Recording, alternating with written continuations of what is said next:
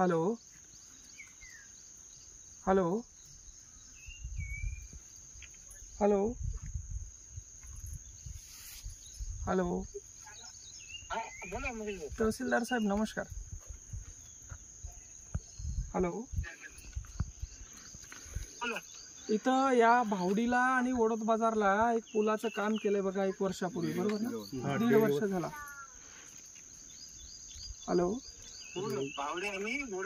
च्या रस्त्यावर एका ओढ्यावर पुलाचं काम केलं. आता त्या पुलाच्या काम करत असताना त्या ओढ्याच्या पाण्याचा अंदाज त्यानं घेतला नाही. कोण तो हरामखोर इंजिनियर आहे, नालायक साला.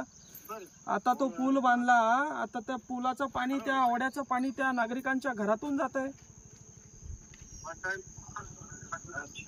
मग त्याला काही इस्टिमेट होता का नाही? त्याला काही अंदाज होता नाही का? त्याच्या बापाचा पैसा होता का तो असा पाण्यासारखा वाया घातला त्यानं? काय नाही हाईट बीट त्याची गुडघ्या एवढी हाईट घेतली त्या हरामखोरानं. त्याचा कान फटा फोडणार आहे मी 2 दिवसात जर त्यानं हे मार्गी लावलं नाही. शेतकऱ्याच्या घरात पाणी घुसू राहिलं. हा तुम्ही त्याचा आजच्या आज तपास करा. 82चं नाही, जिल्हा परिषदचं आहे. त्याचा कोण कॉन्ट्रॅक्टर आहे तो नालायक, आणि इंजिनियर कोण आहे हरामखोर. त्याचा मला 24 तासाच्या आत तहसीलदार साहेब याचा रिपोर्ट पाहिजे. जर आता शेतकऱ्याच्या घरात पाणी गेलं, त्याच्या घरात घुसून त्याचा कान फाडफोडून त्या इंजिनियरच्या. बस मी तुम्हाला सांगतो, परत म्हणू नका आक्रमक आहे. हा बोला कोण आहे बघा. भावडीचा आणि नरलाचा तुम्हाला तक्रार आलेली आहे. ओढत बाजार इकडं पाणी आलं, इथून पाणी बॅटरी नाला ते पूल नव्हता